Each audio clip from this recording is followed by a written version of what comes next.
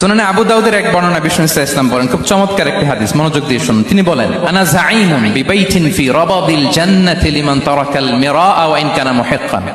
আমি ওই ব্যক্তিকে জান্নাতের আঙ্গিনায় একটা ঘরের গ্যারান্টি দেই যে ব্যক্তি তর্ক করার সময় নিজে হক এটা জেনেও সে তর্ক থামিয়ে দেয়। অনেক সময় হয় না, অনেকে পায়ে পাড়া দিয়ে ঝগড়া করতে আসে, এরকম আছে না নাই? আপনি চুপচাপ দেখবেন একটা বাজে কমেন্টস করতেছে, আবার কমেন্টের নিচে কমেন্ট, আবার গালি, হ্যাঁ আছে না এরকম?